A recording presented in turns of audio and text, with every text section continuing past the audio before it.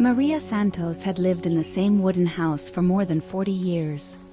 The house stood at the edge of the village road, its roof slightly bent with age and its walls painted a pale blue that had long since faded under the Yes, sun. I'm on the street now. A tall mango The meeting is at tree 3? shaded the yard, I'll be there. its branches Okay, stretching talk soon. wide like protective arms. Every morning before the sun fully rose, Maria would wake up, tie her silver hair into a neat It's so bun, good to and see you, sweep the front Grandma. steps You with too, slow, dear. You look careful wonderful. strokes.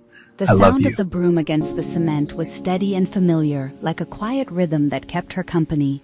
Beside the door were two old wooden chairs. One was slightly worn, the seat curved from years of use.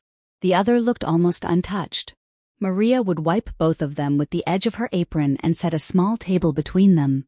At exactly 4 o'clock every afternoon, she placed 2 cups of tea on that table, one for herself, one for her grandson, Daniel.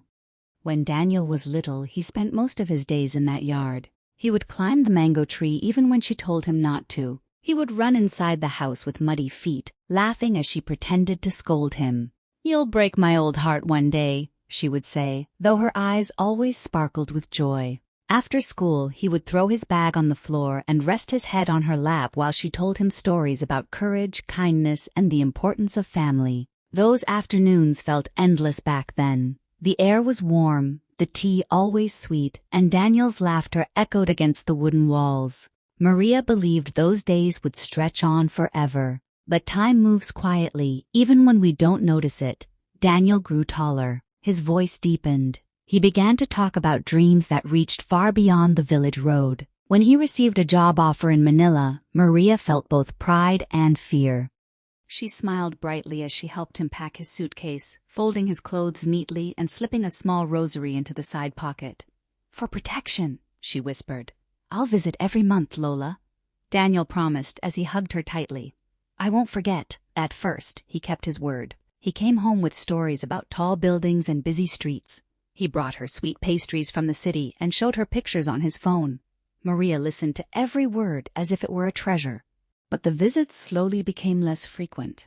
Work grew demanding. Promotions required longer hours. Phone calls that once lasted an hour turned into 5-minute conversations. Eventually, even those became rare. Still, Maria never complained. Each afternoon at 4 o'clock, she prepared the tea. She would sit in her chair, her back straight despite her age, and glance down the road whenever she heard footsteps. Sometimes it was only the neighbor's child running past. Sometimes it was the wind rustling through the mango leaves. Her eyes would brighten for a moment, then gently soften again. The neighbors often asked, "Why do you keep the second chair out, Maria? In case he comes." She would reply with a small smile, "At least 2. The house felt larger than it used to. The wooden floors creaked more loudly. The ticking clock seemed to echo through the empty rooms.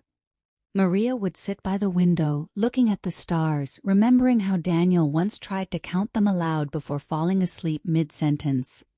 She kept his childhood drawings in a small drawer beside her bed. She kept his old slippers near the door, even though they no longer fit him. To anyone else, they were just old objects. To her, they were pieces of time she refused to let go. One evening, as the sun dipped low and painted the sky orange, Maria felt a deep ache in her chest. It wasn't sickness, it was longing.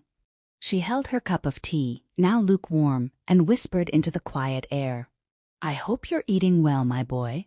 The empty chair faced her, silent but patient, and so she waited, not with anger, not with resentment, but with a love so steady it never wavered.